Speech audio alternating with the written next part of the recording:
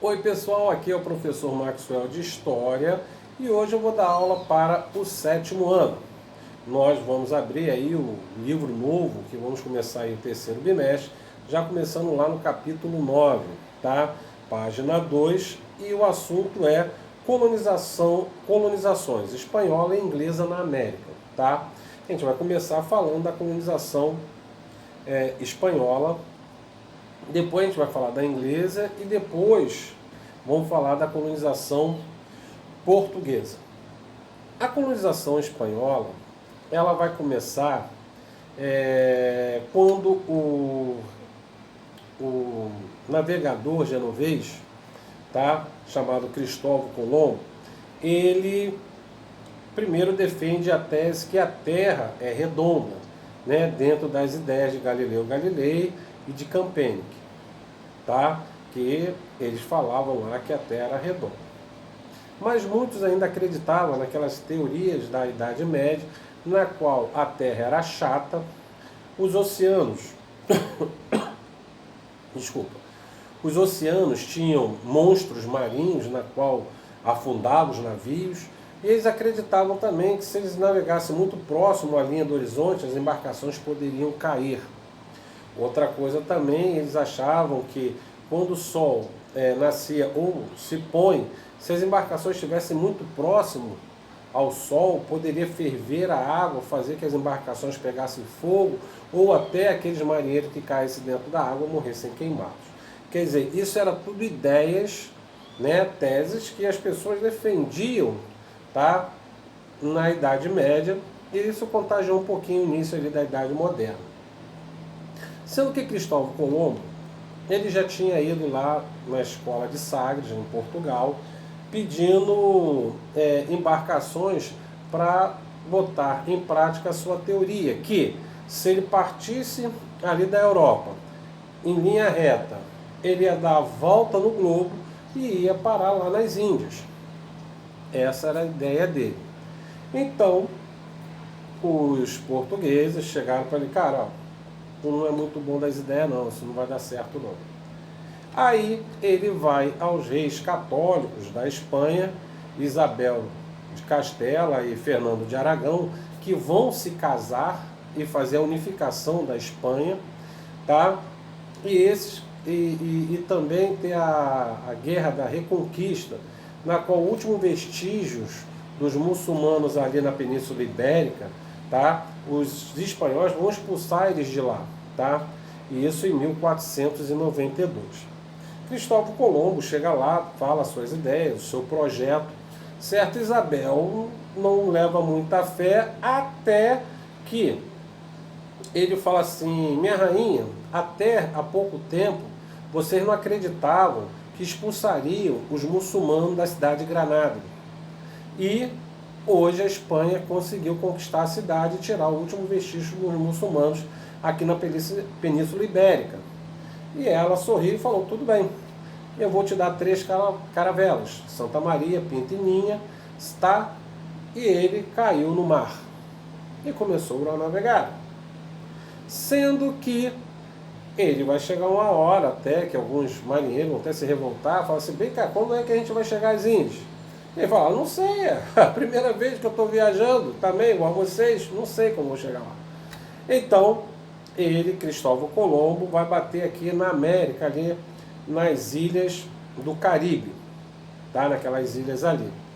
Ele chegou até a cogitar pensando que tinha chegado realmente às Índias, certo?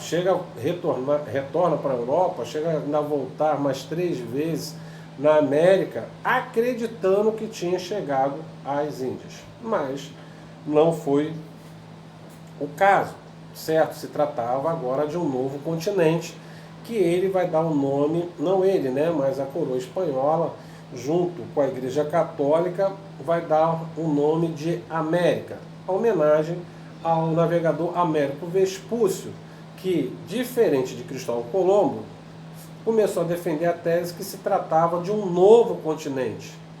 E por isso que foi dado o nome de América, tá? Então, os portugueses, sabendo do sucesso aí da viagem de Cristóvão Colombo e dessa descoberta, ele falou assim, opa, peraí, eu também tenho direito aí um pedacinho daquelas terras lá. Aí o Espanha não tem, a Igreja Católica se meteu de novo e aí vai fazer o Tratado de Tordesilhas, isso em 1494, na qual dividia o planeta Terra entre os espanhóis e os portugueses. Teve até um certo rei francês que vai chegar e até falar, vem cá, onde está o testamento de Adão, onde dividia a terra entre Espanha e Portugal? Tá? E Portugal vai pegar o litoral aqui do Brasil. Mas aí isso já é outra história. Nós estamos falando primeiro da colonização espanhola. Como eu falei para vocês, Cristóvão Colombo, ele veio para cá, que ele estava nas Índias, certo? O rei espanhol resolve mudar a tática. Não, vamos fazer o seguinte, vamos mandar um novo navegador para explorar o que é além daquelas terras ali. Então ele manda Hernando Cortés, tá? Mas antes da gente chegar a Hernando Cortés, abram lá na página 4, tem uns exercícios ali que a gente pode fazer agora juntos. Vamos lá. Observe o mapa da página 3, que a gente já viu aqui, tá? O mapa da América, tá? Em seguida, pesquise o nome dos atuais países que foram colonizados pelo espanhol até o meado do século XIX. Vamos lá. América do Sul: Argentina, Uruguai, Paraguai, Chile, Bolívia, Peru, Equador, Colômbia e Venezuela. América Central: Belize, depois ocupada pela Inglaterra, Costa Rica, El Salvador, Honduras, Panamá, Nicarágua. Além de algumas ilhas do Caribe, Cuba, São Domingos, tá dividida entre Haiti e República Dominicana e Porto Rico, tá? Essas foram. E na América do Norte temos aí o México e a oeste dos Estados Unidos, tá? Então é o único país, né, de origem latina que fica na América do Norte, tá? Porque nós sabemos que na América do Norte temos lá 3 países só, que é o Canadá, Estados Unidos e México. E o México é o único latino, tá? Vamos lá. Então, dando continuidade aqui, Hernán Cortés vai chegar aqui e vai encontrar a civilização astecas, que era uma civilização bem adiantada, tá? Ele já tinha suas próprias escritas, né? Ele já tinha suas cidades bem organizadas. E quando ele chega aqui, Hernán Cortés, ele vai fazer uma pressão sobre o imperador asteca, tá? Para dizer aonde tem ouro. Que o ouro para eles, na realidade, os astecas, a gente já estudou sobre eles, eles achavam que aquilo ali era presente do Deus Sol, né, o ouro. Então, os espanhóis já tinham outro valor, né, um valor financeiro. Então, eles matam o imperador dos astecas e os astecas vão se revoltar e vão expulsar inicialmente Cortés daquela região. Mas só que Cortés consegue fugir e retorna, né, de novo. Aí sim ele vem para conquistar, tá, as cidades astecas. Então, quando ele conquista as terras astecas, tá, tanto é que tem alguns inimigos dos astecas se juntam aos espanhóis para acabar com o Império Azteca. Só que depois eles tomam um tiro no pé, né? Eles falam assim, pô, os astecas me dominam. Vamos ficar do lado dos espanhóis para vencer os astecas. Vence os astecas. Depois eles viram, bem dizer, serviçais dos espanhóis. A gente vai falar um pouquinho mais disso mais à frente aí. Tá? Então o que vai acontecer? Hernán Cortés vai ganhar a guerra contra os astecas e vai começar a impor a sua religião, a sua cultura sobre a cultura desses habitantes aqui, que foram chamados de índios, que eu esqueci até de falar isso, porque no caso do Cristóvão Colombo, achou que tinha chegado às Índias, então ele falou, os índios, né, pensando que os índios têm esse nome aí, porque o Cristóvão Colombo pensou que tinha chegado às Índias, tá? Então, Hernán Cortés vai conquistar os povos astecas.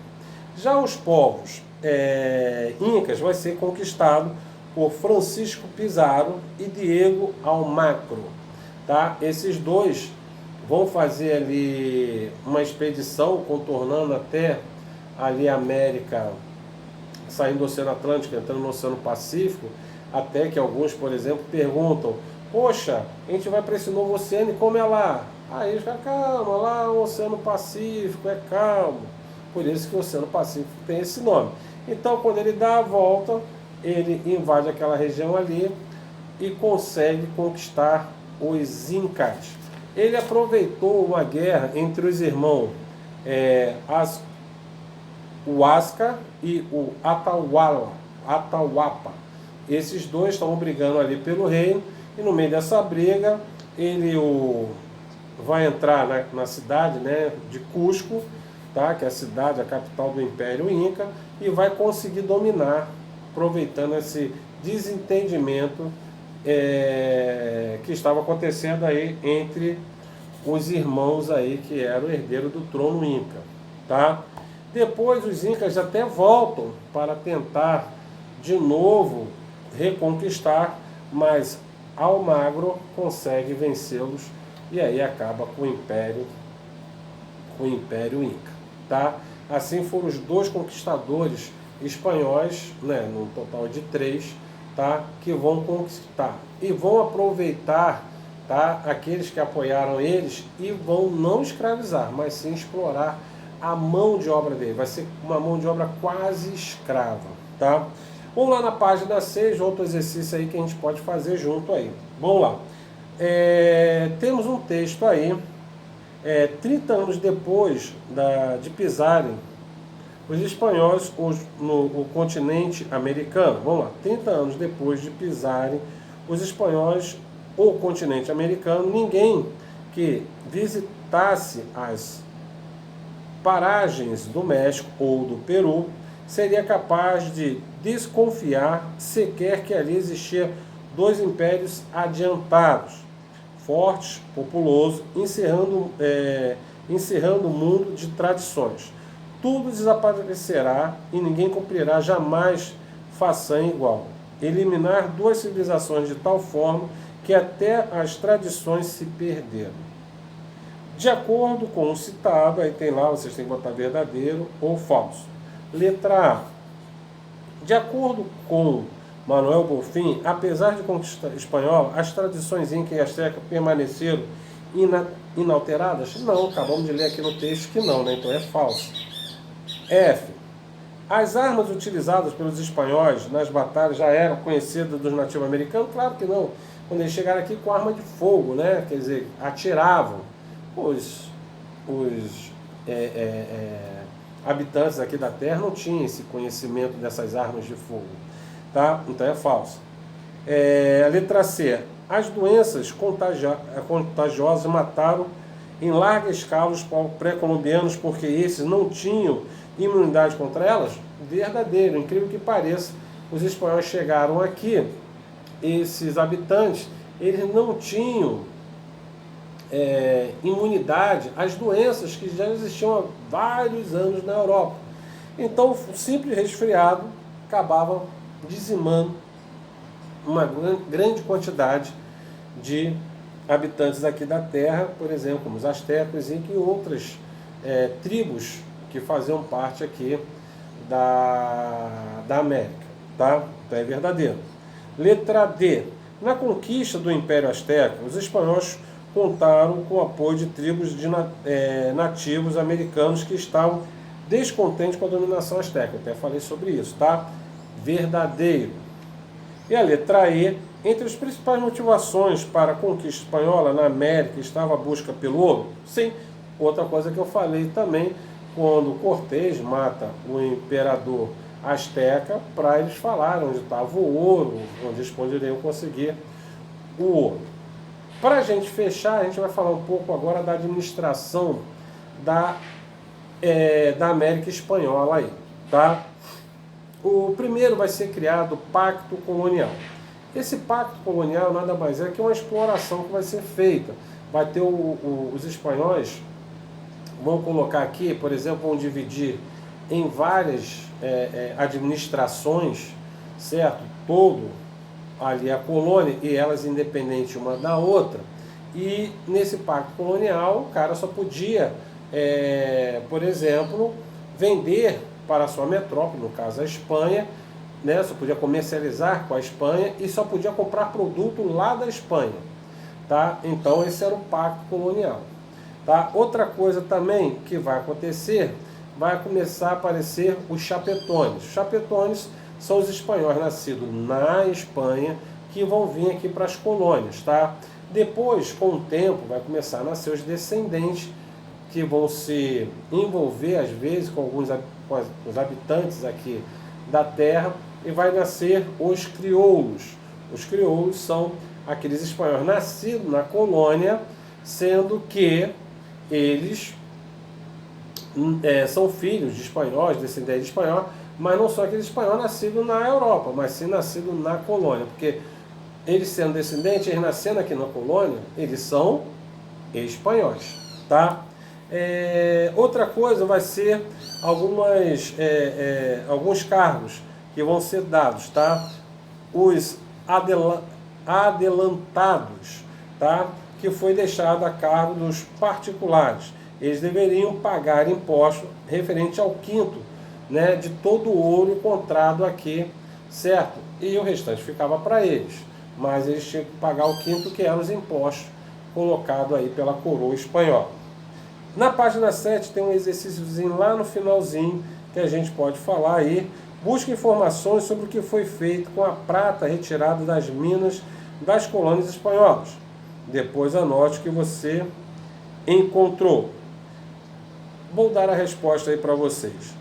A prata foi utilizada para diversos fins, como ornamentação de residências, igrejas, fabricação de moedas, joias, talheres, entre outras coisas que foram utilizadas. Tá? Continuando aqui, então, como eu falei, cada parte da colônia ela foi se dividindo e era uma independente da outra, mas ela tinha que obedecer à coroa. Então tinha lá o Conselho das Índias, tá? Era responsável por elaborar as leis e aplicar a justiça e designar os funcionários por o que seriam enviados para a América, o que eles deveriam fazer aqui, tá? Isso tudo no Conselho das Índias tinha as audiências, que era aleatoriamente, tá? E os visitadores, eles vinham como se fosse fiscalizar esses funcionários, porque estava saindo muito ouro, porque quando eles acharam aqui a civilização asteca, eles acharam uma grande quantidade de ouro e prata. E nós sabemos que o ouro e a prata é o que mandava na Europa. Tanto é que vai ter a política aí econômica que vai ser o mercantilismo. E praticada pelos espanhóis vai ser o metalismo. Porque quem tem mais ouro tem mais dinheiro. Assim era que funcionava a economia. E com a quantidade de ouro encontrada aqui na América Espanhola, vai até aparecer aí os corsários, que eram aqueles piratas. Piratas não, que é corsários e piratas. Corsários são aqueles que roubavam em nome de um governo. No caso desses corsários, a maioria eles eram ingleses. Eles roubavam esses galeões carregados de ouro espanhol. E tinha também os piratas que roubavam também, que não eram apenas bandidos, ladrões também. Ah, professor, mas os corsários não eram bandidos? Eram, mas era um bandido que era autorizado a roubar em nome da coroa inglesa. Tá? Isso vai ser praticado muito no reinado de Elizabeth I, tá? Da Inglaterra. Outra coisa também que vai ter aí vai ser as casas de contratação. Nela era estabelecida a frequência com que os navios partiam da América e qual porto iria se dirigir. Tá? Então, os caras iam sair daqui carregados de ouro. Então tinha lá, né, pelos conselhos das Índias, através dos das audiências, das vistorias e também tinha as casas de contratação, que eles anotavam quantidade de ouro que estava saindo daqui, para que porto ia lá da Espanha, tá? Para eles não serem, tentar fazer um controle para eles não serem roubados. Vamos lá, na página 8 tem mais um exercício ali embaixo. O mercantilismo regia a política econômica da maior parte dos países da Europa no século XVI. Diante disso, pode-se afirmar que os colônios da América tinham a função de, a resposta certa é a letra B, aumentar a riqueza de suas metrópoles, provendo metais preciosos que gerariam a balança comercial favorável. Então, quer dizer, esse chamava de metalismo. Quanto mais ouro você tem, mais rico seu país seria. Tá? Vamos lá, para a gente fechar aqui dentro dessa economia, os trabalhos na colônia espanhola. Sendo que vai ter a encomenda e a mita. Tá? A encomenda, tá, comprometia a catetização, né, desses índios que apoiaram os espanhóis, e em troca desses favorecimentos que fariam a eles, eles tinham que trabalhar para os espanhóis. Já a mita era a exploração para os índios, que eram para trabalhar nas minas de prata e de ouro, explorado aí pelos espanhóis. Ah, professor, mas tinha mão de obra escrava negra da África? Tinha, mas elas foram mais usadas ali nas ilhas do Caribe, tá? Porque no continente, quando eles estavam explorando a mão de obra dos índios, né, dos habitantes daqui da terra, não havia necessidade de trazer negros para a América ali, Latina ali, sem ser as ilhas, né, do Caribe ali da América Central. Então não havia necessidade, eles só levaram ali para a América Central, mas para o continente ali. Tanto é que, se vocês observarem, tá, a maioria, né, da América Latina e Espanhola, você não vê pessoas negras, tá? Quase não vê. Aqui no Brasil não. Aqui no Brasil você vê muitas pessoas negras, porque trouxeram muitos escravos da África, tá? E com a mistura dessas etnias, hoje formou a nossa sociedade, tá? Que a base é os índios, os portugueses e os escravos negros, tá? Que vinham da África, obrigado, tá? Eles não vinham porque queriam, não. Eles eram obrigados a vir, sua mão de obra era explorada e com muito sofrimento para esses homens que vinham para cá. Isso também já é outra história, e depois a gente fala mais à frente, tá? Pessoal, depois de tudo que eu falei aqui hoje, faça os exercícios aí da página, a partir da página 10 em diante, tá? Leiam também. Semana que vem a gente dá continuidade a essa aula, tá? Aí a gente vai partir da sociedade colonial espanhola e entrar também na colonização inglesa, tá? Com o Henrique VIII. Então vamos lá, pessoal. Um abraço, se cuidem e até a próxima videoaula. Tchau!